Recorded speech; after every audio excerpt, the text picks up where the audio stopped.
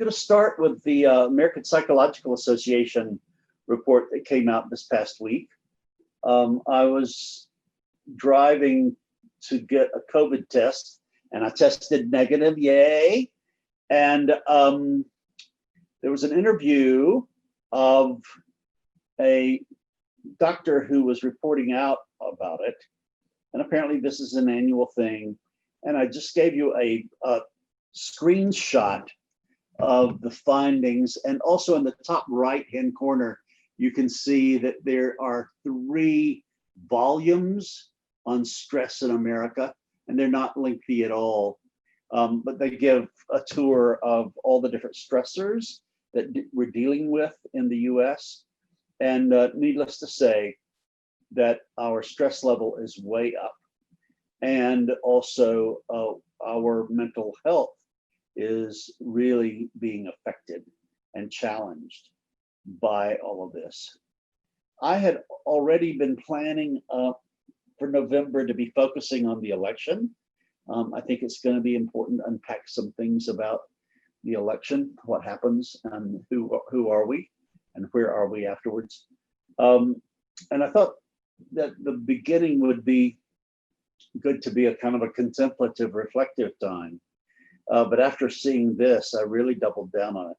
So our friend Loretta Coleman Brown, who used to teach at Agnes Scott and is a spiritual director and specialist on Howard Thurman, and our own Dr. Lisa Boswell, psychiatrist, are going to join me in having a conversation on mental and spiritual health in the time of an election. So I wanted you all to know that that's pretty much a context that I'm trying to be self-focused about, that all of us are being impacted by the coronavirus, yes, and the racism virus, yes, and also the election. In fact, I was on a national call today with people who have been working on organizing the Mourning into Unity program about what was next. And we had the 2 physicians who were with us who are students of what happens with cultural violence and how we are experiencing that cultural violence now. A lot of concerns about what will happen after the election. And we were talking about what we can do to intervene. So I simply wanted to let that be a context for tonight's slide, PowerPoints. Next slide. So I want to bookend tonight's presentation with this whole notion of my argument that the election is going to be very important, probably one of the most important in the history of the United States. And our work is going to be on the other side of it in terms of rebuilding society. And to re-quote Richard Rohr, who says, to rebuild, you must be rebuilt. And Cynthia Bourgeault says that it's the responsibility of all of us to go ahead and be living into the laws of the next world. And so many people, and I quote them in the bottom, Richard Rohr, Arundhati Roy, John Cobb, Charles Eisenstein, all talking about the fact that we're going into a new world. And Cynthia Bourgeault says, let's go ahead and live the laws of the next world, because the next world is definitely coming. Richard Rohr, we ended last week with Richard Rohr saying we are all in the same elementary school now. The whole notion, I mean, Oprah says this, Marianne Williamson says this, everybody's talking about how we are moving into a new structure of society. And I earlier mentioned John Meacham's new documentary, The Soul of America, which premiered last night on HBO. It's very much worth the 75 minutes that you watch it. And he actually talks about the new societies that have been born in the United States out of a struggle of the worst part of us and our better angels, and how those 2 impulses in the American psyche have struggled to move us forward. We're clearly right there now. Next slide. So tonight we're focusing on the cosmic egg of meaning, which is chapter 5 in Richard Rohr's book. And just look at the graphic. And, you know, spoiler alert right now. He says that the call is to live in all three of these domes. My own personal story, my tribe's story, and the universal story. And I'm going to unpack what he calls each one of those and what the traps of pettiness are for living in one and not all three, and how nobody does this cleanly and pristinely, but the call is to live in all three domes. So if a healthy psyche lives within at least three containers of meaning. Imagine three domes or levels of meaning. The first is called my story, then our story, and the story. He calls it the cosmic egg. It's the unique and almost unconscious gift of all healthy religion. Much of the genius of the biblical revelation is that it honors and integrates all three stories of meaning. The saint, whole, healed person lives happily inside all three. And each of us is a work of art when we balance all three. And that's going to be the breakout question tonight is how are you being made into a new work of art? Next slide. So let's start with the smallest one, my story. It's my personal journey as raw material, my private small life searching for significance through power, prestige, and possessions. And please understand that each one of these is required. So it's no sin to have had all three. The issue is the pettiness and the disability. Actually, the psychic disability can come from living just in one versus all three at the same time and negotiating all three at the same time. Next slide. Then after my own individual story comes my tribe's story, or our story, or this is us story, or dome. My group communal identities, such as my school. Each one of my group and communal identities is a school and training ground where I have shared stories of my tribes. And I put tribes there instead of just tribe. None of us belongs to just one tribe. Everybody I know in the 21st century is hyphenated. We all live in multiple tribes. We must have commitment fostering mechanisms. It's a mouthful, but mechanisms that foster commitment to our tribe to maintain life here at the second level of meaning.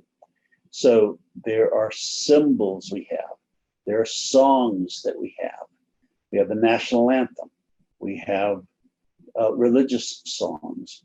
We have songs from the dances we went to when we went to dances as teenagers and young adults. We have sacred times and places and rituals. We have sacrificial things to which we all agree. All of this is part of being human, is to be a part of a group or a tribe or an identity. The issue is when the mind lives primarily under the second dome of the cosmic egg of meaning. It uses a lot of us and them language because we're not seeking, our tribes usually don't call us to seek the all of us. It's us versus them frequently. It's good and necessary to have a group and a shared meaning, but it is finally problematic. So next slide. Here's some examples of some tribes. Pardon me, those of you who are Braves fans or some other team. But I had the Episcopal flag. Our son works for Harley Davidson. He says they sell so much insignia. That's where their money is, more than the motorcycles. The American flag, the Confederate flag, these can point up the limitations of living only in our story level. A lot of people just stop at the level of shared meaning because it gives a lot more consolation and a lot more security to the small self. And it's rather easy to live in one tribe where you've got all of the hats and flags and insignia and shirts, etc., to wear. In fact, the loyalties at this level have driven most of human history up to now. Only group egocentricity is more dangerous than personal egocentricity. I mean, what comes to my mind are the kids in Charlottesville, who were marching around with the tiki torches. John Meacham's Soul of America documentary has a lot of footage about that, and just really, really chilling. Group egocentricity. We will not be replaced. You will not replace us, was one of the chants. It looks like greatness when it is often no more than disguised egotism. These identities run so deep that many people have given their lives for their tribe, their country, their religious group. It often becomes as easy substituted for God, an easy substitute for God. Watch people and their emotions in regard to war, flag, religion, or team. To die for these feels like dying for God. And that is why it takes so little to talk young people into dying in war. Without connecting to the third level, which we'll get to at the end of this presentation, these are our only gods. And used as our primary identity, it short circuits the anxiety-laden journey of developing a personal self. Now I want to stay with that last sentence. I was really grabbed by that. The fact of the matter is, everybody who is on that journey to developing a personal self knows a lot about anxiety.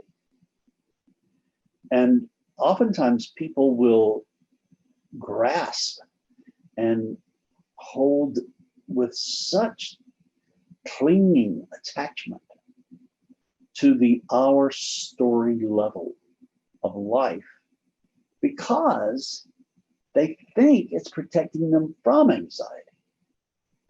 Well, the anxiety is driven deep, deep down deep.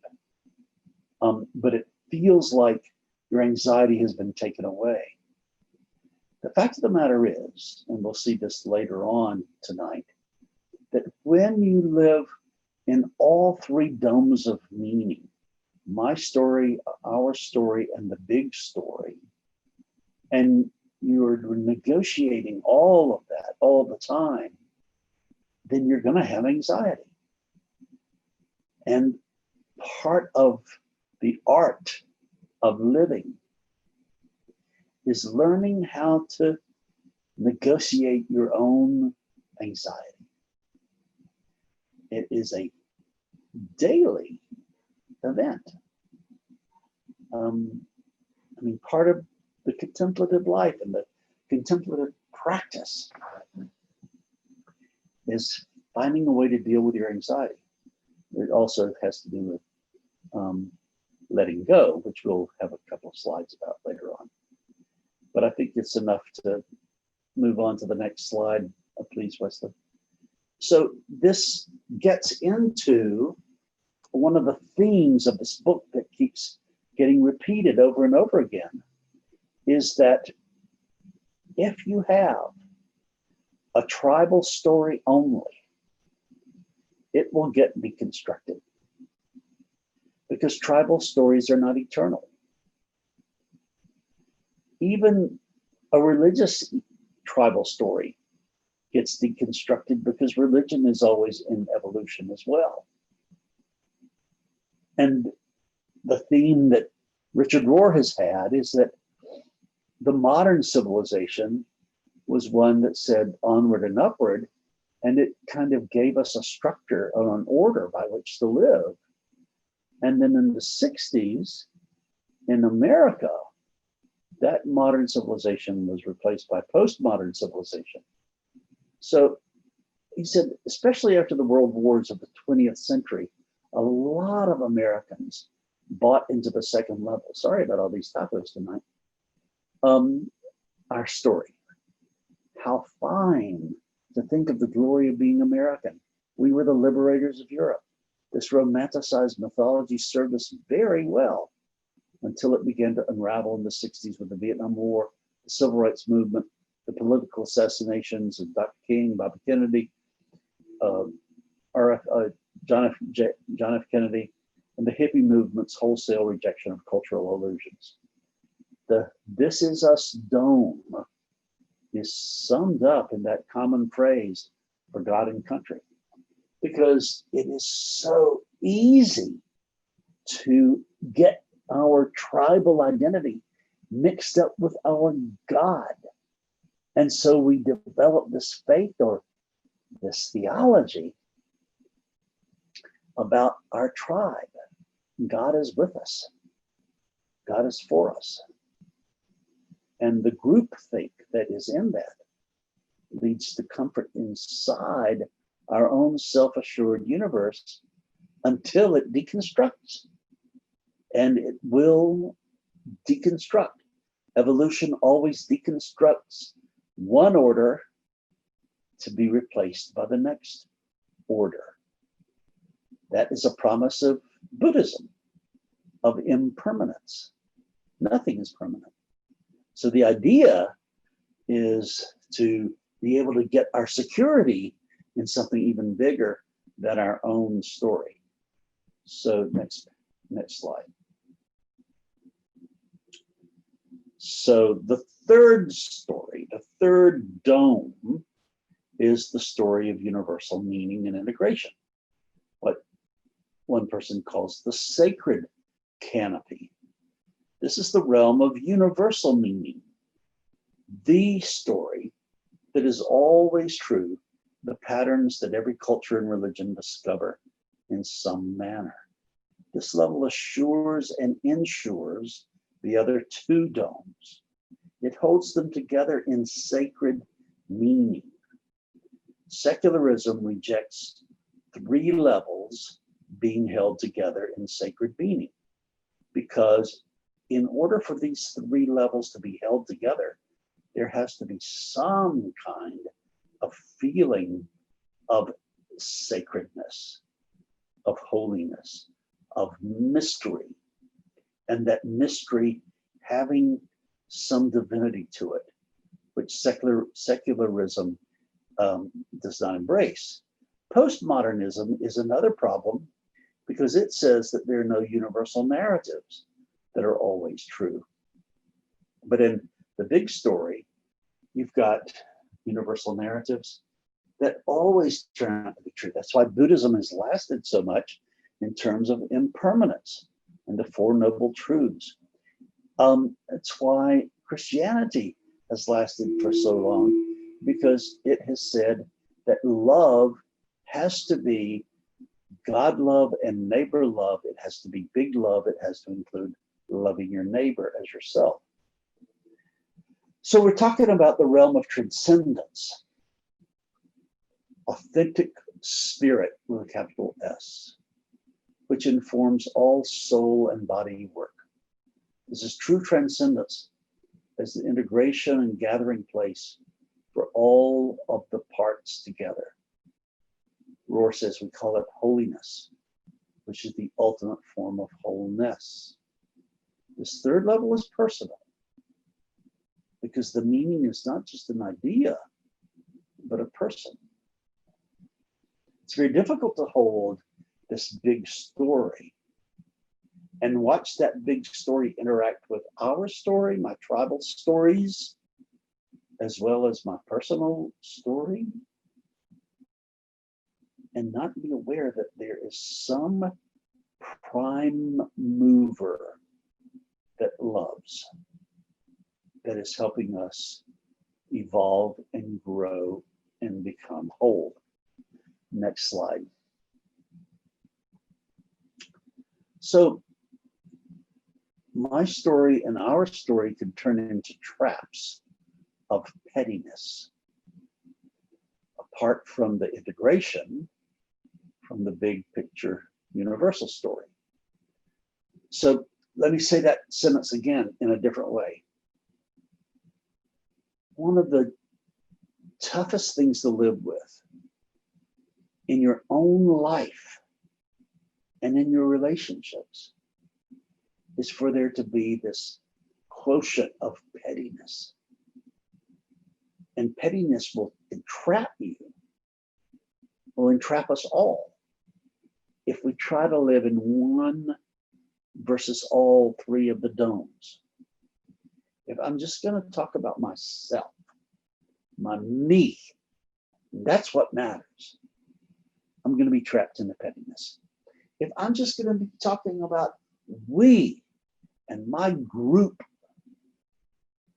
I'm going to be trapped into pettiness. It is all about this both and journey.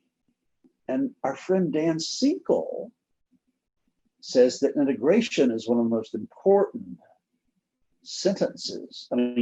words and concepts to keep in mind in growing up and also being healthy. And he says that the English language is just inadequate for referring with a pronoun to what happens when you integrate all three levels of meaning together. The first is me, the second is we, but he has invented the word muy. And it is the pronoun of the story of interbeing. It is not just about me. It's not just about my tribe, we. It's about muy. And Dan thinks, now again, those of you who don't know Dan, UCLA psychiatrist and neuroscientist. He says, the English language is going itself to change the more we live into our new story. And we will have to have new pronouns, new verbs, new nouns, new adjectives. And muy, he thinks, will be a new pronoun for us. I'm very attracted to that. Next slide. Now, here we come back to the pain. This is not a walk through the tulips every day. There are significant moments, significant days, significant seasons, and we are in one right now where we have to let go of the old and the stagnant in order for the new to be born. Now, my quarrel or argument or disagreement with Richard Rohr is I think he too frequently wants to say rather simple things about conservatives and progressives or liberals.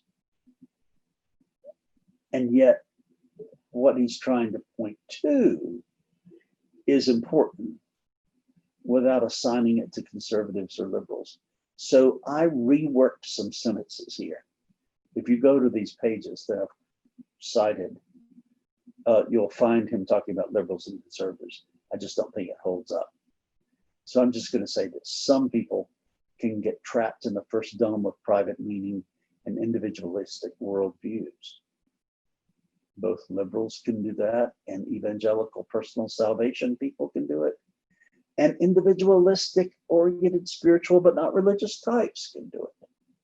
So I don't buy that it's just conservatives or liberals. My freedom and my consciousness make an action good, not whether it is really good for society or the other, is the concern of the private meaning dome, the my story dome. Is it good for me? Is it good for my consciousness? Well, oftentimes, moral leadership calls for asking the question, is it good for society or for the other? And then other people can get trapped in the second dome of tribal loyalties, desiring some common worldview. There's a stopping short of finding the universal. I mean, everybody I ever known, including myself, when I discovered the Episcopal Church, oh my God, I came in and here it is. The universal has been found. Valhalla, heaven. And then you stay with it for a long time and you see, I mean, for me, it's the only denomination I want to be in. And it sure isn't without flaws. And it falls short of the universal, oftentimes. So both first dome thinking and second dome thinking, both my way and our way, can be a way to avoid the great surrender to God. Now, my friends, there was a time in my life when I would not have wanted to pass on this phrase, surrender to God. I reworked that there in the third paragraph to also call it the letting go into the Spirit's presence. That is the most wonderful place to live, is letting go of my attachments. When I've learned that the Spirit can be trusted to guide me and also to cheer me. To cheer and to guide is a phrase from my favorite hymn, Great is Thy Faithfulness. And the whole idea is that when I surrender my egotistical life, thinking that if I stand on the platform of the ego, I've got some stability going on. No. I've got to get down even deeper than that to stand on the platform of love. And that's where I'll be cheered and guided. So both Dome 1 and Dome 2, the act of faith will still feel like dying to their own constructs and certitudes, and both will find their own excuses to explain away why they should have to die. But that's exactly what Jesus did not do. Let this cup pass from me. No, not my will, but thine be done. Next slide. So here's, on one level, the last kind of functional slide, but there are 2 or 3 others I'm just going to remind us of. And then Sue McAvoy and I'll have an announcement. I love the sentence on page 115 of Richard Rohr, who says, there will be societal reconstruction. I mean, pardon me for referring to this documentary from last night on HBO, but one of the most moving sections of that is where John Meacham talks about the suffragist movement and what Alice Paul and so many other people did to just keep women's suffrage in the face in a personal way of Woodrow Wilson, who was then the president of the United States. And they just knew that those women would stop protesting outside the gates of the White House when it got cold. But they didn't. They were there when the springtime came back, and they'd been there all the time. However, and this is something that Jon Meacham points out, because it's going to be a petty thing to make your entire identity about the tribe of suffragists. Because you remember last week we talked about Ida B. Wells? Ida B. Wells comes into this documentary last night with Jon Meacham on the Soul of America. Alice Paul would not let Black women march with them on Pennsylvania Avenue because they were being aware that Washington, D.C. was considered a Southern town. And if the white suffragists allowed Black suffragists to march with them, then they would weaken their argument. And so they kept the Blacks out, including Ida B. Wells. So I want you to hear this thing about the careful artistic dance and negotiation between all three of these domes, and how nobody does it perfectly. So there will be social reconstruction. It will come now, and I'm doing this about this week. I'm talking about this week. I'm talking about next Tuesday. I'm talking about next Tuesday night and the weeks after that. We are going to feel so much societal reconstruction going on around us. The societal, that's a good point, Judith Smith. How much racism has been tolerated in the name of progress? Societal reconstruction will come from people who can see in a new way. True reconstruction will be led by those who can see reality at all three levels simultaneously. They can honor the divine level and live ultimately inside of a great big storyline. They will appreciate the needs and context of our story and not dismiss it as mere cultural trappings or meaningless traditions. They won't say that my story is not important either. They won't demean or dismiss people who are working on personal issues or addressing the important identity concerns of the first half of life. That's a reference to his very important breakthrough book, Falling Upward. So do you see this balancing act? It's really an art to be able to understand the gentle preciousness of each individual story. Every reality has to go through some kind of, tribal process, and it ain't all pretty by any means. It's not good people on both sides kind of thinking. And then it is submitting to and dying to all of that for the sake of the big love picture. And it doesn't happen in a sequence. It all happens in a spiral. There's a natural ecology of checks and balances between the three domes of meaning, overlapping one another like waves from an endless sea. And someone who honors all three levels is like a major work of art. That is a big slide there.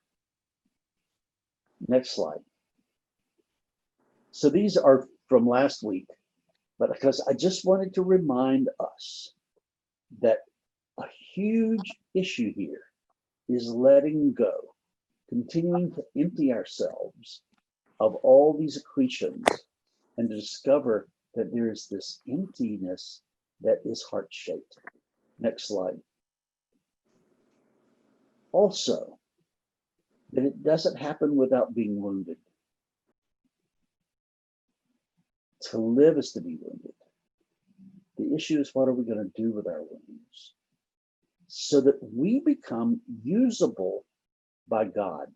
Fill in the blank there. Usable by love, usable by the Spirit. For great reasons, people are allergic to the word God. Next paragraph, next slide. Now here comes the announcement. Sue McAvoy, if you want to unmute yourself. Sue's going to be our point person. We had our meeting this past week with Ebenezer Baptist Church, and we have agreed that Ebenezer and St. Luke's are going to do a joint book study. We're going to start on Wednesday, February 24 and go through April 14. Sue, you want to say anything about this? No, just that it's just really, really exciting. There's so much energy around the book and then bringing together both of our congregations.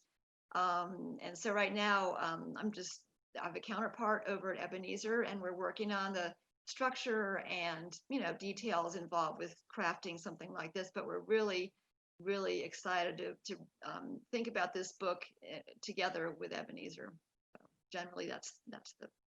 Thanks, Sue, and thanks again for leading us. You're welcome. Okay, I want us to spend 2021, February 24 through April 14. Oh, thank you. I'm so used to typing 2020. That should be 2021. Now, I wanted tonight for us to have 10 minutes to be in our groups. Yes, we can invite. Marilyn Owen wants to know if we can invite others outside of St. Luke's to join. Absolutely. That's one of the reasons we wanted to give everybody a kind of a heads up so that you could have time to get the book, be reading it, and invite people. We are going to spend a lot of the time in small groups. It's all going to be by Zoom, but they're going to be long, small groups. They're going to be 40 minutes maybe, or 45 minutes, and you'll be in a different small group every time, so that hopefully all of us can have some real deep bonding time with the members of Ebenezer. I'm just so excited. I think it's going to be historic for us all. So many of you have printed out the PowerPoint slide. I want to ask you to answer this question. How are you being made into a work of art right now? In terms of living in a larger story, without demeaning your personal story or your family story or any cultural story that you've had. All of us, I really believe that the Spirit is working, or the spirit of evolution, or whatever, however you want to refer to the Holy One, the Spirit of love, is messing with all of us.